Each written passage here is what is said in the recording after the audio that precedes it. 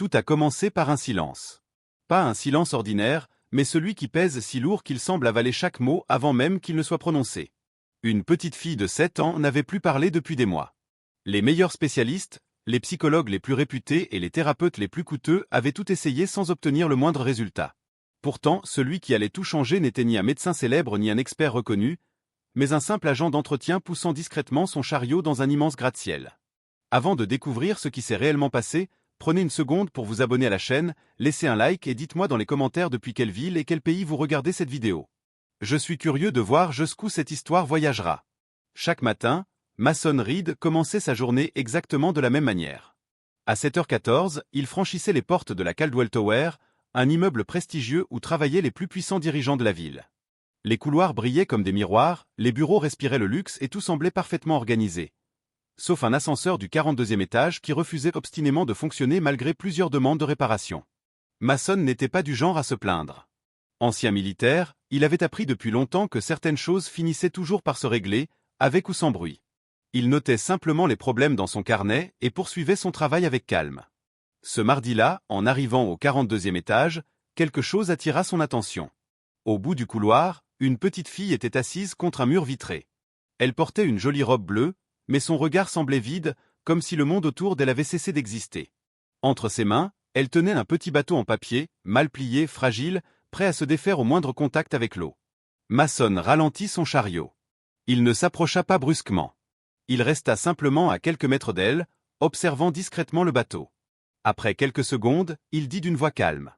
Si l'avant du bateau n'est pas bien plié, il prendra l'eau dès le début du voyage. La fillette leva lentement les yeux vers lui. Elle ne répondit pas. Son regard était étrange. Ce n'était pas seulement de la tristesse. C'était une douleur devenue tellement ancienne qu'elle semblait avoir effacé toutes les émotions.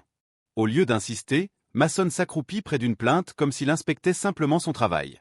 Les pliages sont toujours difficiles au début, ajouta-t-il sans même la regarder. Mais avec un peu de patience, ils deviennent solides. Puis il se releva et repartit sans attendre de réponse. Quelques heures plus tard, son responsable l'interrompit. « Tu sais qui était cette petite fille ce matin » Mason secoua la tête. Elle s'appelle Ava Caldwell. Sa mère possède tout cet immeuble. Depuis la mort de son père, elle refuse presque totalement de parler. Des spécialistes viennent chaque semaine, mais rien ne fonctionne. Les caméras ont enregistré votre courte conversation. Sa mère veut savoir qui tu es. Mason resta silencieux quelques instants. Je n'ai fait qu'un commentaire sur un bateau en papier. Justement, c'est la première fois qu'elle réagit à quelqu'un depuis des mois. Alors fais attention. Le soir, en rentrant chez lui, Mason ne parvenait pas à oublier cette petite silhouette assise seule dans ce couloir immense. En récupérant sa propre fille à l'école, il se surprit à repenser au regard d'Ava. Il connaissait ce vide. Des années plus tôt, après avoir perdu sa femme, il avait vu exactement le même silence dans les yeux de sa propre enfant. Le lendemain matin, Ava était encore là. Cette fois, elle essayait de fabriquer un avion en papier. Une aile était plus lourde que l'autre. Sans interrompre son travail, Mason murmura en remplissant son carnet. « Ton aile gauche est un peu plus lourde. Si tu ouvres légèrement l'autre côté, il volera beaucoup mieux. » Toujours aucun regard. Aucun mot. Mason continua simplement sa tournée. Une vingtaine de minutes plus tard, lorsqu'il repassa dans le couloir, il remarqua quelque chose. L'avion était toujours posé près de la fillette. Mais l'aile droite avait été corrigée exactement comme il l'avait suggéré. Pour n'importe qui, cela aurait semblé être un détail insignifiant. Pour quelqu'un qui n'avait plus communiqué avec le monde depuis des mois. C'était peut-être le tout premier signe que le silence commençait enfin à se fissurer. Les jours commencèrent à se ressembler, mais chaque matin apportait un changement presque imperceptible. Mason continuait simplement son travail, sans jamais chercher à attirer l'attention d'Ava. Il vérifiait les réserves, réparait les petites pannes du bâtiment et remplissait tranquillement son carnet d'entretien. Pourtant, à chaque passage dans le couloir du 42e étage, la fillette était là, assise au même endroit avec une nouvelle feuille de papier entre les mains. Cette fois, elle essayait de créer une forme beaucoup plus compliquée. Ses doigts hésitaient, défaisaient les plis puis recommençaient encore et encore. Mason remarqua rapidement qu'elle s'énervait contre elle-même, mais qu'elle ne laissait jamais cette frustration durer. Elle froissait simplement la feuille, en prenait une autre et recommençait avec une patience étonnante. Sans dire un mot, Mason sortit une petite feuille de son bloc-notes. En quelques gestes rapides, il réalisa une grue en origami. Les plis n'étaient pas parfaits, mais l'oiseau était facilement reconnaissable. Il la posa délicatement sur le sol avant de reprendre son travail comme si rien ne s'était passé. Pendant plusieurs minutes, aucun son ne résonna dans le couloir. Puis, pour la première fois depuis des mois, une voix presque inaudible brisa le silence. « Comment tu as fait le coup ?» Mason s'arrêta lentement. Il tourna simplement la tête vers elle. « C'est un pli inversé.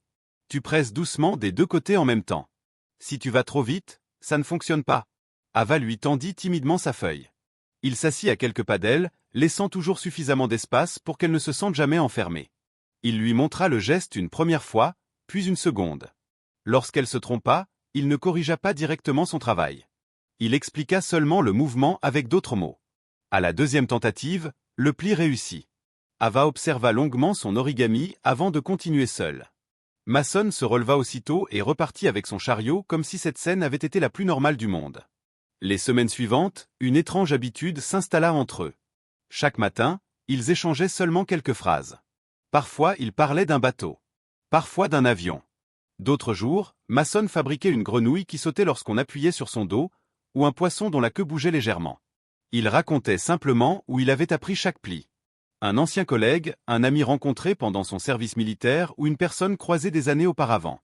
Ce n'étaient jamais des leçons. Seulement de petites histoires. Sans que personne ne s'en rende compte, Ava recommença à attendre ces quelques minutes avec impatience. De son côté, Sienna Caldwell observait chaque matin les vidéos des caméras de surveillance. Elle les regardait encore et encore. Plus elle les visionnait, plus une chose lui paraissait étrange. Tous les spécialistes qu'elle avait engagés avaient essayé de faire parler sa fille.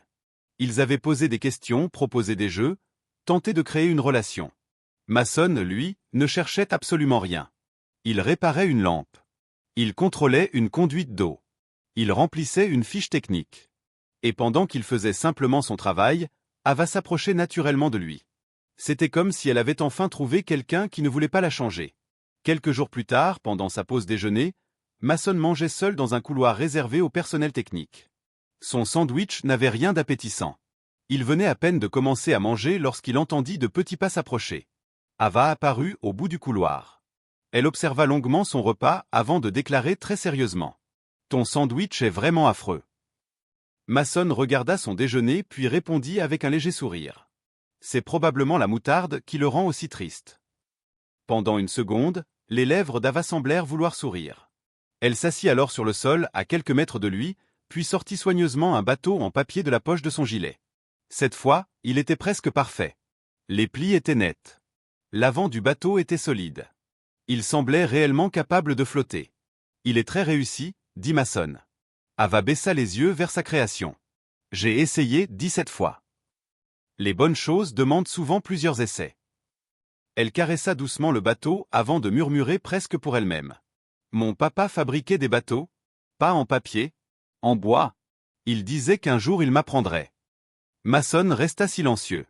Il savait que certains souvenirs avaient besoin d'espace avant de continuer. Après un long moment, il répondit calmement. « Les livres, les outils et les souvenirs peuvent attendre. Ils ne disparaissent pas. Quand tu seras prête, ils seront toujours là. » Ava ne répondit pas. Mais cette fois, son silence n'était plus aussi lourd qu'avant. Pour la première fois depuis très longtemps, quelqu'un venait de lui permettre de parler de son père, sans lui demander d'oublier sa douleur. Et sans que Mason ne le sache encore, ce simple instant allait bientôt bouleverser la vie de toute la famille Caldwell. Les semaines passèrent, et quelque chose d'incroyable se produisit dans la Caldwell Tower. Chaque matin, Ava retrouvait Mason quelques minutes avant le début de sa tournée. Il ne parlait jamais longtemps. Parfois quelques phrases seulement. D'autres fois, il se contentait de plier du papier en silence. Pourtant, ce silence n'avait plus rien de douloureux. Il était devenu un endroit où Ava se sentait enfin en sécurité. Un jour, Mason apporta un petit morceau de bois récupéré après une réparation. Pendant sa pause, il sortit un simple couteau de poche et commença à le sculpter tranquillement. Intrigué, Ava s'assit près de lui. « Qu'est-ce que tu fabriques ?» Mason sourit. « Je ne sais pas encore. Le bois finit toujours par me le dire. » La petite fille observa chacun de ses gestes. Les copeaux tombaient lentement sur le sol tandis qu'une petite silhouette prenait forme. Après plusieurs minutes, Ava murmura. « Mon papa fabriquait aussi des choses en bois ?» Sa voix tremblait légèrement, mais cette fois, elle ne s'arrêta pas. « Il avait un atelier. Il m'avait promis qu'un jour, on construirait un vrai bateau ensemble. » Mason continua simplement à sculpter. Il ne chercha pas à consoler Ava. Il ne prononça aucune phrase toute faite. Il l'écouta. Quelques instants plus tard, la petite figurine était terminée. C'était un petit ours en bois, imparfait, avec une oreille légèrement plus grande que l'autre. Ava le prit délicatement entre ses mains. « Il est magnifique. » Mason éclata doucement de rire. « Tu es gentille, mais il est loin d'être parfait. » Ava secoua la tête. Les choses n'ont pas besoin d'être parfaites pour être importantes. Ces quelques mots bouleversèrent Mason bien plus qu'il ne voulait l'admettre. Pendant ce temps, Sienna continuait d'observer discrètement les images des caméras. Chaque jour, elle voyait sa fille changer. Ava recommençait à dessiner. Elle mangeait de nouveau avec sa mère. Elle dormait enfin plusieurs heures sans se réveiller. Et surtout, elle souriait. Un soir, après le dîner, Ava posa son bateau en papier sur la table. « Maman, aujourd'hui j'ai parlé de papa. » Sienna sentit immédiatement ses yeux se remplir de larmes. Cela faisait des mois qu'elle attendait cette simple phrase. Elle comprit alors que, malgré toute sa fortune, malgré les meilleurs spécialistes du monde, la personne qui avait aidé sa fille n'avait jamais essayé de la réparer. Il lui avait seulement offert quelque chose qu'aucun traitement ne pouvait acheter. Du temps, de la patience et une présence sincère. Quelques jours plus tard, Sienna invita Mason à déjeuner dans son bureau. Au début, la conversation resta prudente. Puis elle le regarda droit dans les yeux. « J'aimerais comprendre une chose. Les meilleurs thérapeutes n'ont obtenu aucun résultat. Alors pourquoi toi ?» Mason resta silencieux quelques secondes. « Parce que je ne voulais rien obtenir. Je ne cherchais pas à la faire parler. Je voulais simplement qu'elle sache qu'elle n'était pas seule. » Sienna baissa lentement les yeux. Pendant des mois, elle avait cherché une solution. Mason, lui, n'avait jamais cherché à résoudre un problème. Il avait simplement été présent. Avant de quitter le bureau, Ava courut vers Mason et lui tendit un dessin. On y voyait un immense couloir, un chariot d'entretien, plusieurs oiseaux en papier suspendus dans les airs, et un petit ours en bois posé près d'un bateau. En bas de la feuille, quelques mots étaient écrits d'une écriture encore maladroite. « Merci de ne jamais m'avoir demandé d'aller mieux. Merci d'être resté avec moi jusqu'à ce que je sois prête. » Mason sentit sa gorge se serrer. Il replia soigneusement le dessin et le glissa dans la poche de sa veste. Il savait qu'il conserverait ce morceau de papier toute sa vie. Parfois, les personnes qui changent notre existence ne portent ni costume élégant, ni diplôme prestigieux. Elles arrivent discrètement, avec un simple sourire, quelques mots sincères ou un bateau en papier maladroitement plié. Et elles nous rappellent qu'il existe une force plus puissante que toutes les richesses du monde, la bienveillance. Si cette histoire vous a touché, n'oubliez pas de vous abonner à la chaîne, de laisser un like et d'écrire dans les commentaires la ville et le pays depuis lesquels vous regardez cette vidéo. J'ai vraiment envie de savoir d'où vous nous accompagnez aujourd'hui. Merci d'avoir regardé jusqu'au bout, et à très bientôt pour une nouvelle histoire pleine d'émotions.